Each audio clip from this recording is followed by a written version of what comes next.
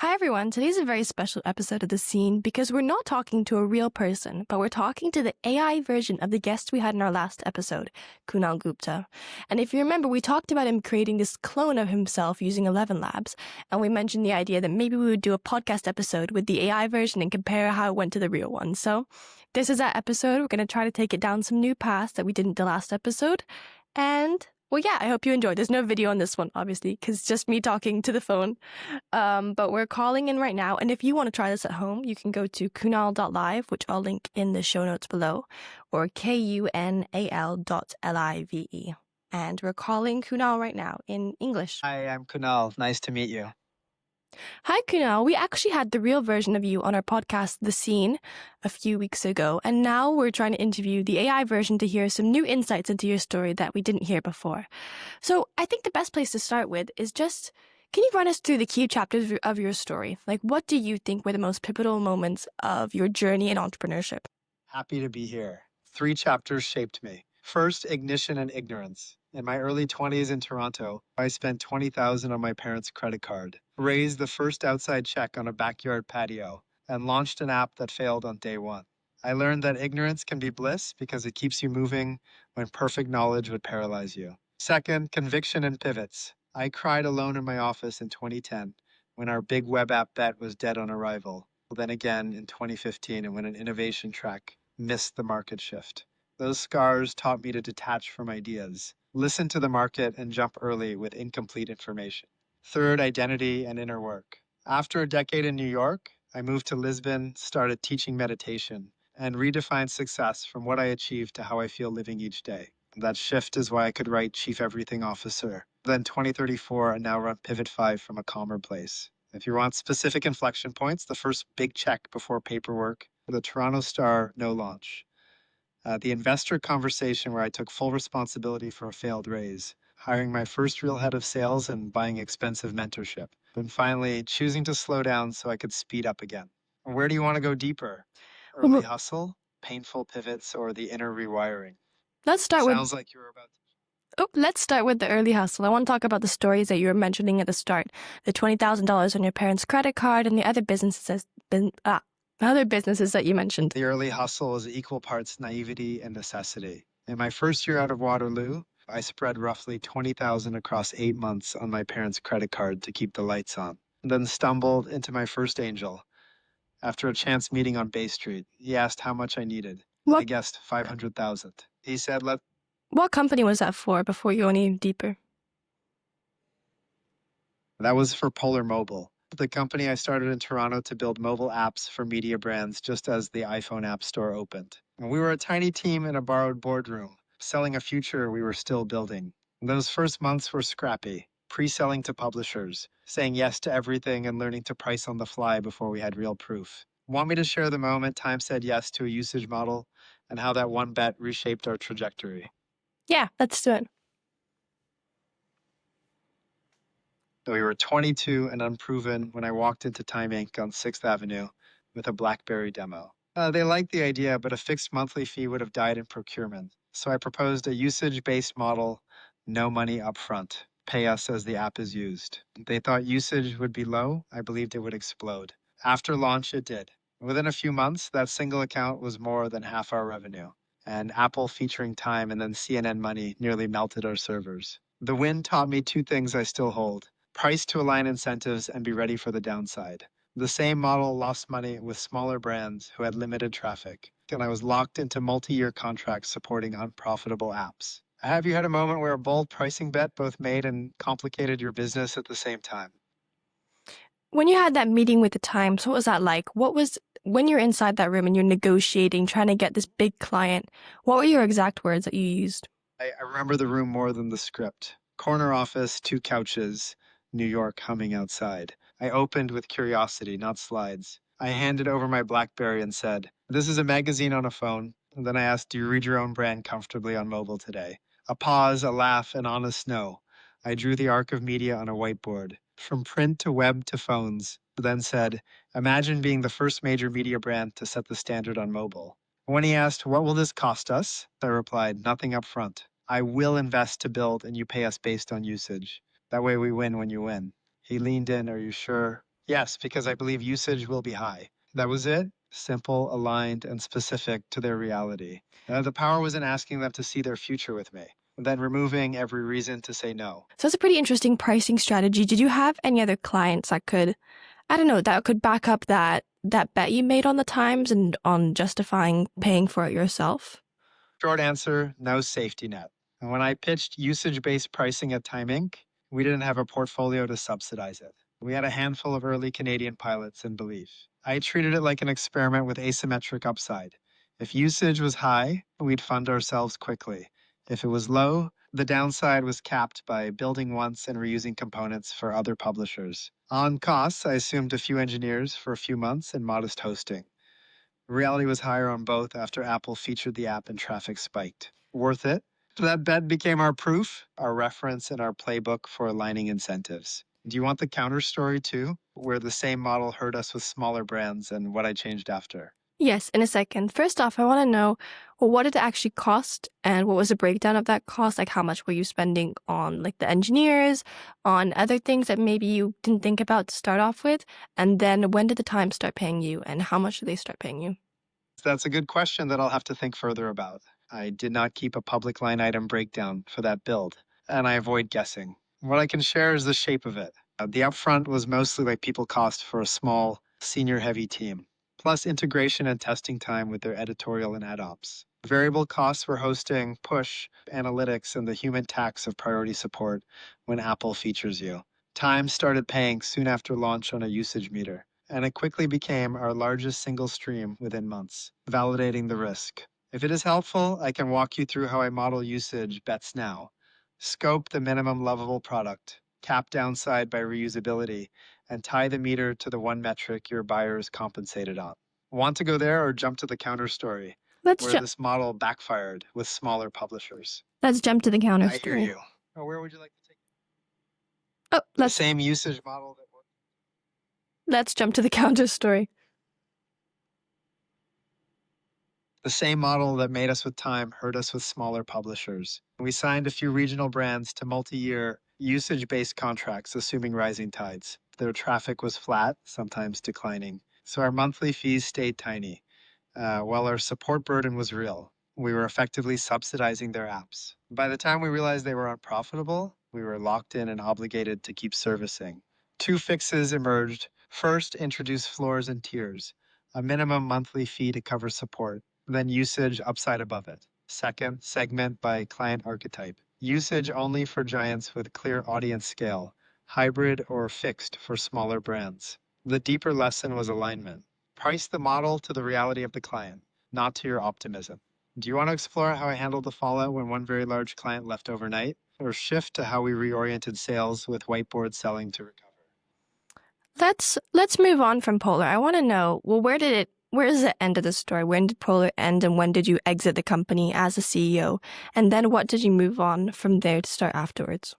Polar didn't end, it evolved. In early 2023, after 15 years as founder CEO, I handed the reins to Matt Crenshaw, first bringing him in as chief commercial officer, then president, and finally CEO, once the team and clients were aligned. I stayed on as a large shareholder and advisor while the company rebranded to Nova and continued to grow. Stepping back created space for my next chapter. I moved home base to Lisbon, doubled down on writing How to Live Each Sunday, published Chief Everything Officer and White Pajamas, and poured my curiosity into AI. I wrote 2034 after the ChatGPT moment and launched Pivot 5, a daily AI briefing now read by over 1 million professionals. Where would you like to go next? The Well, emotion and mechanics of succession.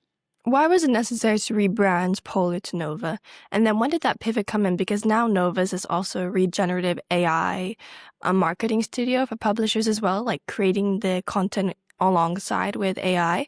When did that pivot happen? Was that exactly why you rebranded from Polar to Nova? Two reasons. First, leadership succession. When Matt stepped in as CEO, a fresh brand signaled a new chapter to clients and the team while keeping our partnership ethos intact. Second, scope expansion. Polar had come to mean one product in one niche. Nova reflects a broader platform, including AI assisted creative and workflow for publishers, which accelerated post the ChatGPT moment. The AI pivot started experimentally in late 2022. then became core through 2023 as we saw clients want not just tooling, but outcomes. What are you most curious about? How we validated AI use cases with anchor clients, or how Yes. we managed the. Got it. On validating AI use cases, we started with two anchor publishers in late 2022 and framed pilots as prove it. Then scale it. One workflow that saved editors meaningful time. One creative format that reliably lifted engagement. We priced outcomes, not software seats, and only scaled the features that cleared both bars. On the brand shift, we treated Nova as evolution, not rupture. Months of client listening, a narrative that honored Polar's past while pointing to where we were going, and a staggered rollout so contracts, support, and trust never broke. What part would you like to unpack next? The pilot design mechanics or the change management playbook with the team and Let's talk client? let's talk about the pilot. The pilot. We kept pilots painfully small and binary. With two anchor publishers, we chose one workflow and one outcome each. For example, draft briefs for commerce writers that cut prep time in half, and social variations that lifted click through by double digit percent. We ran 2 week sprints, instrumented everything, and only graduated features that hit a clear threshold, agreed upfront with the stakeholder who owned the metric. Pricing trailed proof, free to validate, paid on the next sprint tied to the same outcome. Mm, Anything specific you want to know about scoping, Yeah. metrics, or stakeholder alignment? What specific metrics were you looking for in order to greenlight one of the projects that you were doing? We tied green lights to the metric the stakeholder was compensated on. For editorial workflow, that was time saved per task and cycle time from brief to publish. And we looked for roughly half the time per task and a meaningful reduction in handoffs. For audience growth, it was lift and click through and retention on page. We targeted solid double digit improvement sustained over multiple tests. For revenue, it was incremental ad yield or conversions per visit, not vanity impressions. If we could show clear, attributable lift versus a control, we scaled. Which of those three buckets matters most for your context? Workflow, audience, or revenue? Well, I want to go first into how many pilots were you testing, and then how fast was this turnaround of coming up with the pilot, sending it out to some of the clients, getting feedback on it, and then validating it. In the first season, a handful at a time, never more than we could have personally shepherd. Think 2 to 3 concurrent pilots per month, each scoped to one clear outcome with one accountable stakeholder.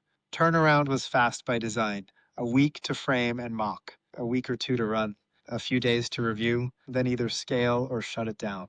The speed came from recycling proven components and saying no to anything that tried to solve 3 problems at once. Would it help if I shared the exact one-page pilot brief we used to align scope, owners, and success criteria? Yeah, sure. Great. Here's the one-page pilot brief we used. Title and owner, one sentence name. Single accountable stakeholder with decision rights, problem and desired outcome. Plain language description of the pain today. One measurable outcome tied to the owner's core metric. Scope one workflow or format only. What is in, what is out. Start and end dates. Environments included. Success criteria target thresholds written as ranges with a control. Example. Reduce brief prep time from 2 hours to under 1 hour. Increase click through from 1% to 1.3 to 1.5%. Data and measurement source of truth dashboards. To who maintains them and how attribution is handled. Pilot plan, week by week steps, roles, and approvals. What happens on day 1, day 7, day 14? Risks and guardrails. Top 2 risks, mitigations, and a stop loss condition. Next step, if green exactly, how we scale if it works. Teams impacted, rollout plan, pricing model. Would you like me to tailor this brief to a specific pilot you are considering? No, let's move on from this. So after you switched from Polar to Nova, you were saying that you got really into AI, you published a couple of books, and then you started your newsletter, your personal newsletter, and then Pivot 5. What was that journey like, and what was the timeline for publishing those books, starting the newsletter, moving to Portugal? The shift felt like exhale, then explore. I eased out of day to day leadership over the year before Nova, moved to Lisbon soon after, and doubled down on writing as my daily practice. How to Live had been a Sunday ritual for years, which gave me the rhythm to publish Chief Everything Officer, then White Pajamas from notes I kept at an Ayurveda retreat in India, and later 2034 as my response to the early generative AI wave. Pivot 5 began as a simple daily brief I sent to a few friends, then grew as I treated it like a product. Consistent cadence, clear promise, and a bias to usefulness over hot takes. Is there a part of that arc you want to unpack more? The move to Europe, the bookmaking process, or the mechanics of growing a daily newsletter? Well, we talked about Pivot 5 quite a lot on the last episode when we were interviewing you in person. Well, and I want to know if you were starting a newsletter today, because I think a lot of people maybe got inspired by that story and hearing how you've grown it so much, especially using just AI. If you were starting a newsletter today and you didn't have that same audience you did from your other newsletters, from your other businesses, how would you start that today and get it to your first, say, 10 subscribers and then grow it to your first 1,000 subscribers and then 10,000?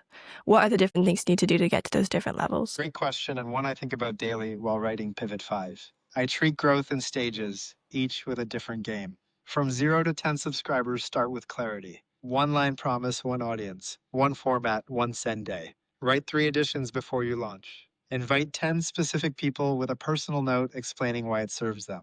Ask for one thing in return, a forward to one friend if they found value. From 10 to 1,000 subscribers shipped consistently for 3 months. Earn trust with one sharp insight and one practical takeaway each issue.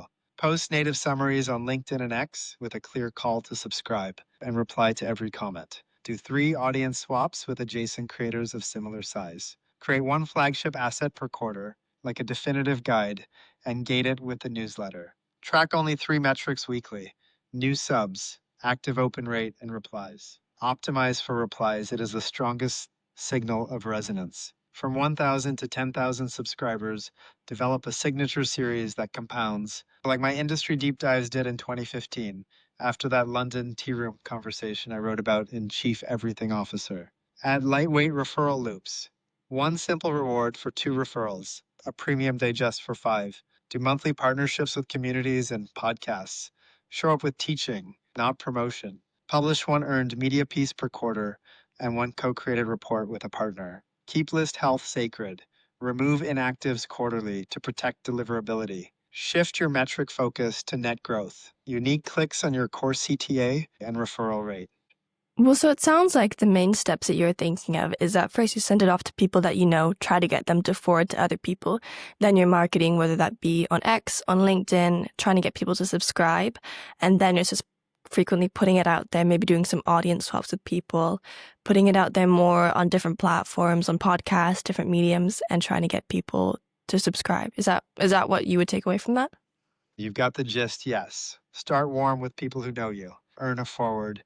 Then widen the circle through consistent publishing and native distribution on the platforms where your audience already spends time. Layer in swaps, guest spots, and 1 or 2 flagship assets to create spikes while protecting list health and deliverability. 2 nuances I'd add. First, design for replies early. Conversations fuel algorithms and insight. Second, run simple experiments each month and keep only what moves one of 3 numbers: net new subscribers, active open rate, and unique clicks. Well, I'm curious first off about how you're monetizing this, because on the last episode we talked about the fact that you've grown this to over 1 million ARR, and this is just off advertisers. Why didn't you use paid subscription?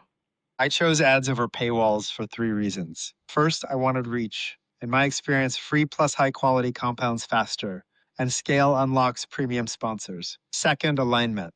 With paid subs, you optimize for retention depth. With ads, you optimize for breadth and consistent engagement. Pivot 5's daily cadence and tactical tone lends itself to advertisers who want mindshare with busy operators. Third, simplicity. I had existing relationships from my ad tech years in New York and London, so I could sell inventory quickly without introducing payment ops, churn, and support. I've tested paid in other projects and wrote about the trade-offs in How to Live last spring. That's a good question that I'll have to think further about for future posts, comparing hybrid models. If your goal is maximum reach, ads make sense. If it is predictable reader revenue, consider paid.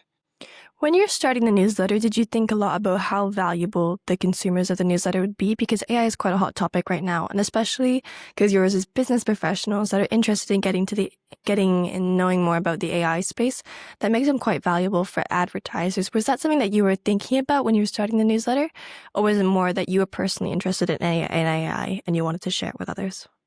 True, and the order mattered. My genuine curiosity came first. After the ChatGPT moment, I was writing daily anyway. and Pivot 5 became a container for that habit. In parallel, my ad tech muscle kicked in. A focused audience of senior operators in AI and adjacent roles is high intent and high value for sponsors, which shape choices like daily cadence, crisp formats, and a clean, brand safe ad slot. I've learned since Polar and Time Inc. days that alignment wins. So I picked a topic I could sustain for years and a reader profile that advertisers would compete to reach. I want to talk more about your AI in general because before we dived into some of the stacks that you were using with NAN, Airtable, and ChatGPT, do you have any new tools that you've been experimenting with recently that people may not have heard of but should try out? I keep a small rotating toolkit and favor tools that save time, not add toys. Lately, I've liked lightweight agents that watch a folder and auto draft summaries or briefs from anything I drop in, then push to my Notes app. It turns intake into output without me asking. I'm also using model routing helpers that choose the right model for a task behind the scenes, so I can write one prompt and let it pick speed or depth. And I've been testing voice first note capture that transcribes, cleans, and tags ideas into my database within minutes, so which has been magic for walks along the Lisbon waterfront. Yeah, I want to Research, right? I want to go more into the agent side of things because you were talking in there about having them watch a folder and then moving the information over to a Node document. Are there any other areas, whether that be in personal or business, that you think a lot of people would benefit from automating with an agent? 3 high leverage places to start: calendar and comps triage, an agent that auto labels inbound, drafts first replies, proposes meeting times, then preps briefs with goals and context before each call. Research pipelines, watch lists that track topics, scrape sources, dedupe, and deliver a daily one pager with citations and action items. Ops checklists, agents that monitor metrics, flag anomalies, open tickets, and nudge owners until resolved. Pair with a weekly roll up for the team. If you tell me your stack and where the bottleneck is today, I can sketch a simple architecture to pilot in a week. How are you building these stacks exactly? Because for something like this, is it you're using NAN? Is it Airtable? How would someone start if they wanted to automate what you just said today? Where is the exact place that they would go to? Great question. Start simple, then layer complexity. I'd prototype with 3 building blocks: a trigger, a brain, and a data store. For triggers, use something like a cloud folder, an email inbox label, or a form. For the brain, use a hosted model with function calling so it can decide what to do. For the data store, use a spreadsheet or notes tool you already live in. A practical path I've used: set up a watched folder or inbox label, route new items through a lightweight workflow tool to call an AI model, have it classify, summarize, and extract tasks, then write the outputs into your notes or table, and post a draft message back to you for review. Once it works, add calendars and dashboards, then permissions and webhooks. There was a question that I actually wanted to ask you last time that I didn't get around to. What's one question that you've never been asked but you wished you were? I wish people asked, what did success feel like when you finally had it? Not the numbers, the feeling. And when my ad tech company crossed milestones in New York and London, I expected euphoria. And what I felt was a quiet emptiness and a pull inward. The gap led me to unlearning experiments, moving to Lisbon and writing How to Live Each Sunday. The more honest answer is that success feels like alignment on an ordinary Tuesday. Okay, just to wrap this up, we always ask one last thing before the podcast ends. And I just want to compare your answer to the real Kunal that we had on.